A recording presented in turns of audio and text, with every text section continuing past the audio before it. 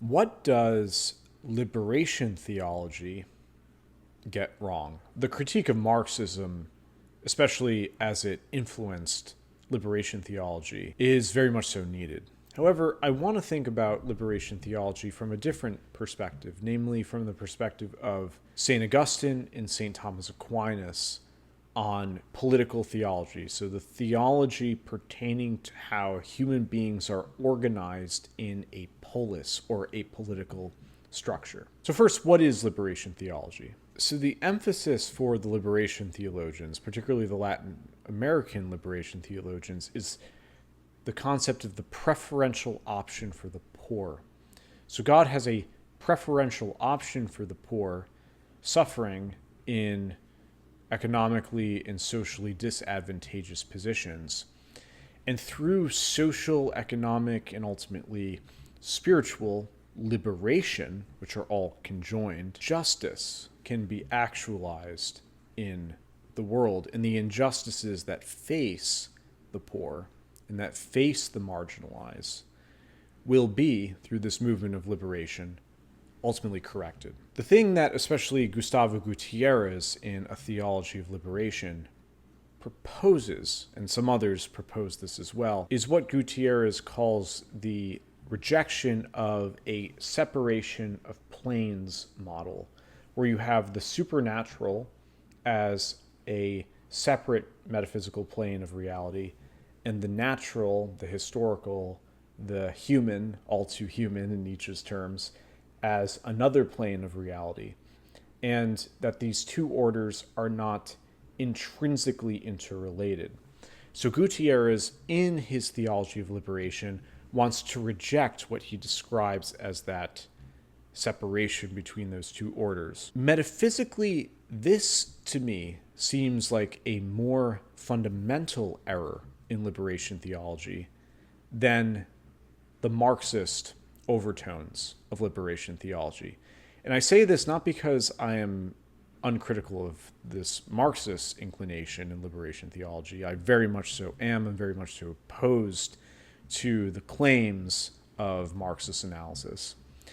However, I think the Marxist analysis and the Marxist aspects of liberation theology actually follow from this more basic and more fundamental metaphysical error. So the metaphysical error is first.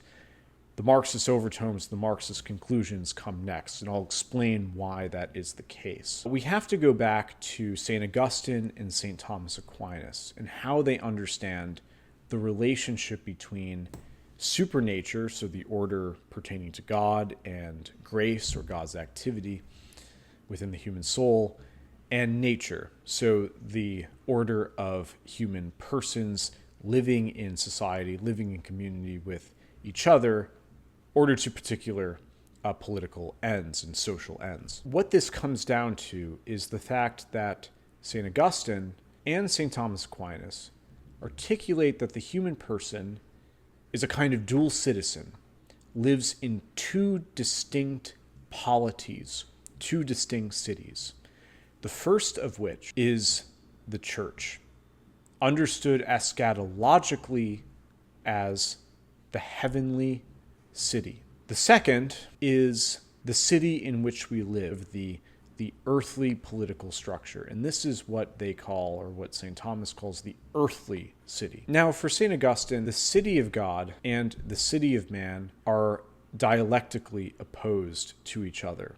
So the city of God constitutes the church, and the city of God will be in glory, in triumph at the end of time. Now, in the present time, the city of man, so the earthly city, and the city of God are intertwined only because we as Christians live in the world, and we live with non-Christians, with those who exist within our society. But at the end of time, the city of man will be revealed to be the context of sin, the context of corruption, the context of that which is contrary to God's will. And so the city of man transmutates to the reality of damnation, to the reality of hell, whereas the city of God transmutates to the reality of glory, the reality of heaven, the reality of God's triumph over the forces of evil. So St. Thomas Aquinas affirms St. Augustine's distinction between the city of God, or the heavenly city, and the city of man, or the earthly city.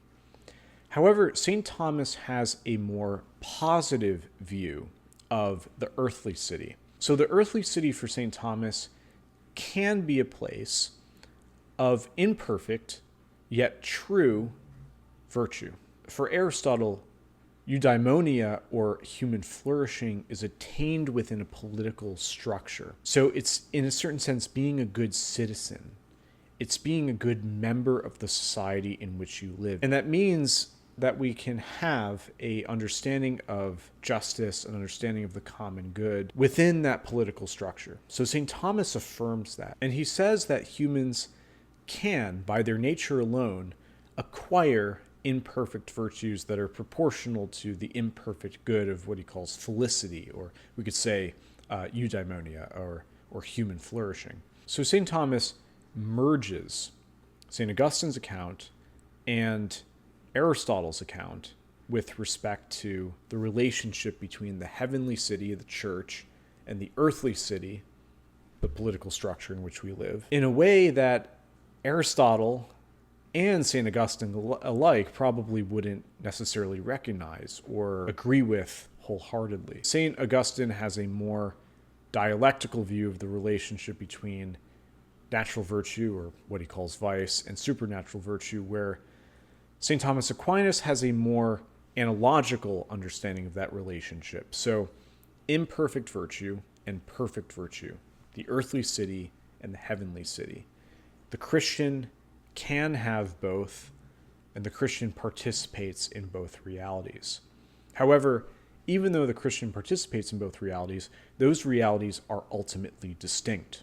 They are distinct because, according to St. Thomas, the human person has two ends, an earthly end and a supernatural end. The supernatural end is beatitude, the beatific vision, union with God.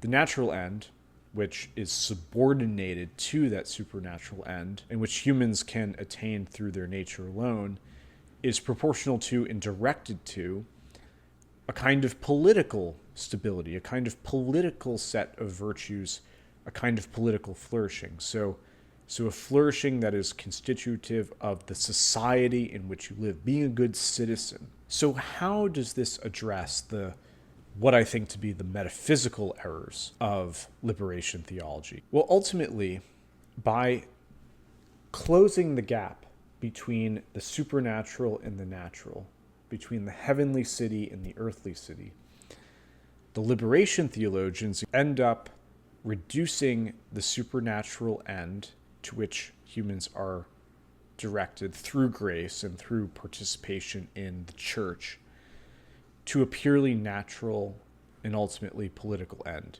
So it confuses the two ends. It makes the supernatural end of beatitude ultimately a kind of natural end. So the end to which the liberation theologians ultimately strive is something like a kind of political stability, which St. Augustine says is purely for the present time. It's not ultimate. It doesn't have any ultimate value. And for St. Thomas Aquinas, political stability could never be the final end. In fact, if you were to say that natural political virtue, that human flourishing understood from a natural point of view, is the final end, the ultimate end, the supernatural end of our striving, that would be kind of an act of idolatry, because you're putting a finite temporal end over and above an eternal supernatural end. So ultimately, from a Thomistic perspective and from an Augustinian perspective, there is an infinite distinction between nature and supernature. There is what we would call in Latin a duplex ordo, a twofold order. However, they're not extrinsically related. The natural order is subordinated to the supernatural order.